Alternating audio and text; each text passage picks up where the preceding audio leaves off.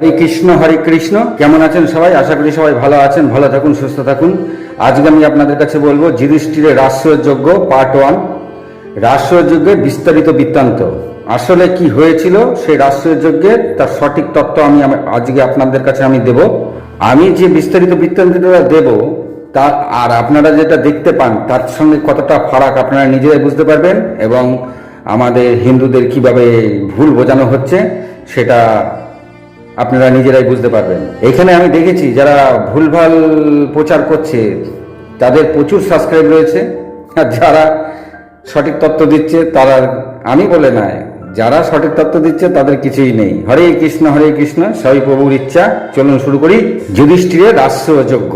যখন ভীম জরাসন্ধকে বধ করে 86 জন রাজাকে ছাড়িয়ে আনলেন এবং তাদের কাছে প্রস্তাব রাখলেন যুধিষ্ঠির রাষ্ট্রযজ্ঞ করতে চায়, তখন তারা সবাই একসাথে খুশি হয় এবং তারা সবাই একসাথে মতও দেয় যে ঠিক আছে, আমরা এতে রাজি আছি। তখন শ্রীকৃষ্ণ জরাসন্ধের পুত্র সহদেবকে অভয় দেন যে তুমি ভয় পেও না। তাকে মগধের রাজ সিংহাসনে বসিয়ে তার অভিষেক করান। তারপর তিনি দ্বারকা ফিরে যান।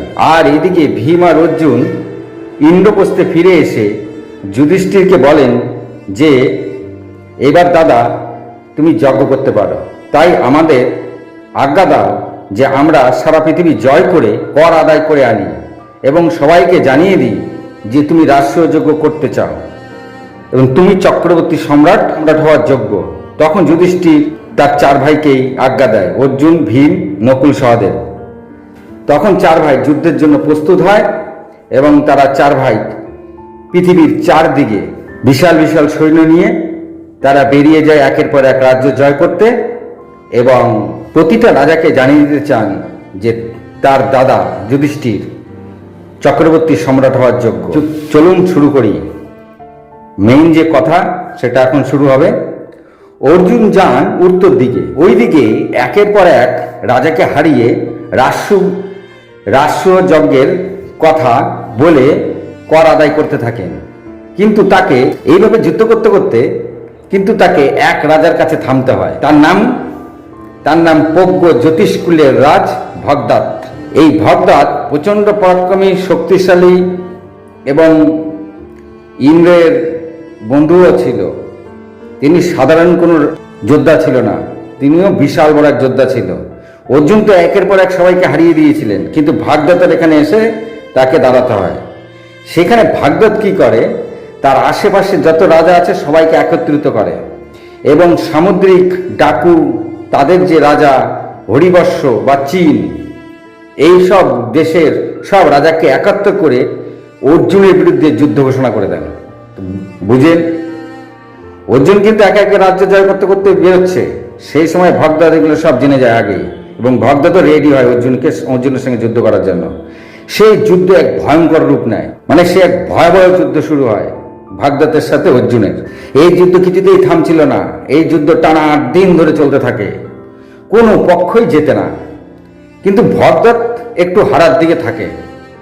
তখন রাজা ভগদত্ত যুদ্ধ বিরতি হলে অর্জুনের কাছে দূত পাঠিয়ে অর্জুনকে জিজ্ঞাসা করেন যে আমাদের রাজা জিজ্ঞাসা করছে যে আপনি কেন এত যুদ্ধ করছেন, যুদ্ধ তো প্রচুর ক্ষয়ক্ষতি হচ্ছে। তখন অর্জুন বলে আমিও এত ক্ষয়ক্ষতি চাই না, আর আমিও এত যুদ্ধ করতে চাই না। আমার দাদা যুধিষ্ঠির রাষ্ট্রযজ্ঞ করতে চায় এবং তিনি চক্রবর্তী সম্রাট হওয়ার যোগ্য, তাই আমি কর আদায় করতে এসেছি। আমাকে কর দিয়ে দিলেই আমি বুঝবো যে সেই রাজা আমার দাদার অধীনে আছে, তাই আমি যুদ্ধ করছি। তখন ভগদত্ত আসে অর্জুনের সঙ্গে দেখা করতে, এসে বলে তুমি ইন্দ্রের পুত্র আমি জানি, আর আমি ইন্দ্রের বন্ধু, তাই তুমি যুদ্ধ কেন করছো জানলে ভালো হতো, যদি পরিষ্কার করে বলো যে কেন এত যুদ্ধ তুমি করছো। তখন অর্জুন বলেন যুধিষ্ঠির চক্রবর্তী সম্রাট হবার ইচ্ছায় রাষ্ট্রযজ্ঞ করতে চায়, তাই আমি সারা পৃথিবী থেকে কর আদায় করতে এসেছি। কর আদায় না করতে পারলে রাষ্ট্রযজ্ঞের অধিকারী হওয়া যাবে না, তাই আপনারা যদি কর দেন তবে তার যুদ্ধ করার কোনো দরকার নেই, আর যুদ্ধ করার কোনো দরকার নেই। এই কথা শুনে সকল রাজা, অন্যান্য রাজা যারা ছিল তারা বুঝলো এবং ভগদত্ত বুঝলো যে কেন অর্জুন যুদ্ধ করছেন। তখন ভগদত্ত খুশি হয়ে নিজের রাজসভায় অর্জুনকে সসম্মানে ডেকে এনে তাকে অনেক উপহার দিলেন আর বললেন, তোমার মতন যোদ্ধা আমি দেখি নাই, তুমি সর্বশ্রেষ্ঠ যোদ্ধা বলে তাকে কর তুলে দিলেন। অর্জুন খুশি মনে হাত জোর করে নমস্কার জানিয়ে সেই কর নিয়ে নিলেন। এইভাবে উত্তরে সব রাজার কাছ থেকে অর্জুন কর নিয়ে ইন্দ্রপ্রস্থে ফিরে আসে। এইভাবে মহাবলী ভীমসেন বিশাল সেনা নিয়ে পূর্ব দিকে রাজাদের সঙ্গে যুদ্ধ করতে বেরিয়ে যান এবং একের পর রাজাকে হারাতে থাকেন। তখন পূর্বের এক রাজা দশান রাজ্যের সুধর্মা নামে এক বিরাট পরাক্রমী রাজা ছিল। তার সঙ্গে ঘোরতর যুদ্ধ শুরু হয়ে যায়। সে এক যুদ্ধের ভয়ঙ্কর রূপ নেয়। সেই যুদ্ধে লাস্ট শেষে ভীমের সাথে সুধর্মার মল্লযুদ্ধ শুরু হয়। সে মল্লযুদ্ধ চলতেই থাকে। তারপরে সুধর্মা ভীমের কাছে পরাস্ত হন। পরাস্ত হলে সুধর্মাকে ভীম অনেক সম্মান জানান, বলেন যে তুমি খুব ভালো যোদ্ধা। সুধর্মাকে ভীম বলেন, তুমি খুব ভালো যোদ্ধা, আমি তোমাকে মারতে চাই না, তোমাকে আমার সেনাপতি করতে চাই, তুমি কি আমার সেনাপতি হবে?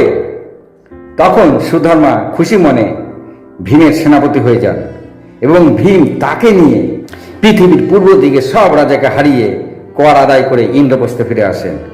এইভাবে সহদেব দক্ষিণ দিকে সব রাজাকে হারাতে থাকেন, মানে সহদেব দক্ষিণ দিকে যান। এইভাবে সহদেব মৎস্যদেশ, মথুরা সব জায়গায় কুন্তী ভোজ আক্রমণ করেন।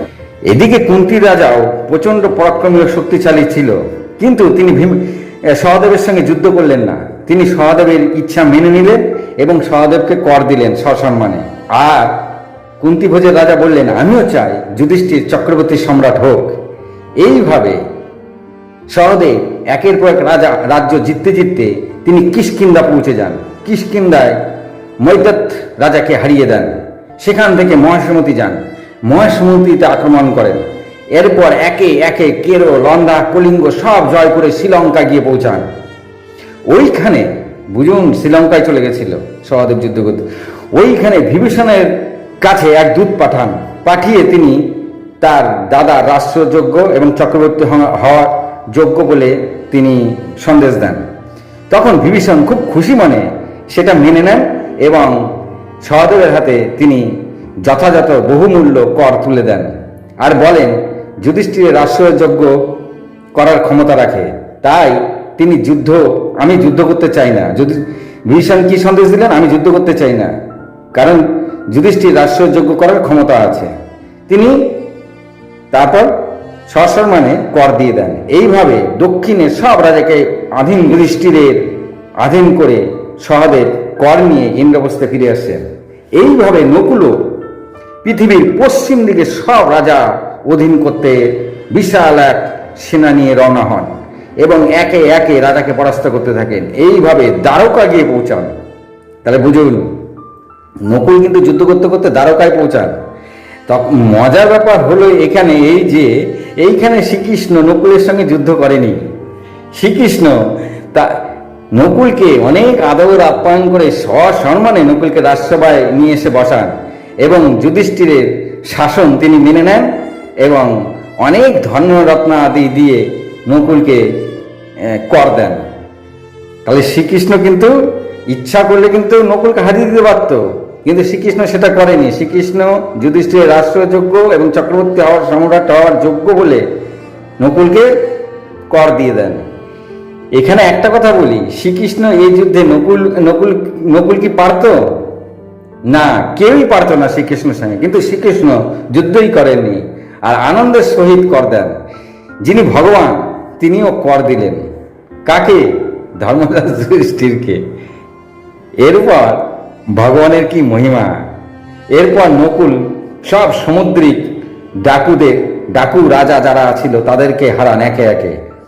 তারপর তিনিও ইন্দ্রপ্রস্থে ফিরে আসেন। এসে দাদা যুধিষ্ঠিরের কাছে চার ভাই সমস্ত কর রেখে দেন। যুধিষ্ঠির এতে খুবই খুশি হয়। খুশি হয়ে তার 4 ভাইকে খুব আদর করেন আর বলেন, এবার আমি রাষ্ট্রযজ্ঞ করা শুরু করব। এইটা ছিল ভীম, অর্জুন, নকুল ও সহদেব যে সারা পৃথিবী যে জয় করতে বেরিয়েছিল এবং তারা জয় করে যে ফিরে এসে তারপরে রাষ্ট্রযজ্ঞ শুরু হয়েছিল, এটা হচ্ছে তারই বৃত্তান্ত। আর আপনারা কি দেখছেন সেটা আপনারাই জানেন। আমি সঠিক বৃত্তান্তটা দিচ্ছি। ভালো লাগলে লাইক, কমেন্ট, শেয়ার করবেন। আমি এখানে একটা জিনিস দেখলাম, যেখানে ভুলভাল দেখাচ্ছে সেখানে 2 মিলিয়ন সাবস্ক্রাইবার, আর যারা সঠিক তথ্য দিচ্ছে তাদের 200 সাবস্ক্রাইবারও নেই। হরে কৃষ্ণ, হরে কৃষ্ণ, সবই ভগবানের ইচ্ছা। হরে কৃষ্ণ। ভালো থাকবেন, খুশি থাকবেন। আমি নেক্সট পার্ট নিয়ে আসছি, এই রাষ্ট্রীয় যজ্ঞের দ্বিতীয় পার্ট বা ইতিবৃত্তান্ত। এইখানে রাষ্ট্রীয় যজ্ঞের মধ্যে কি সব ঘটনা ঘটেছিল সেগুলো আমি আপনাদের জানাবো। নমস্কার, আজ এই পর্যন্তই। ভালো থাকুন, সুস্থ থাকুন।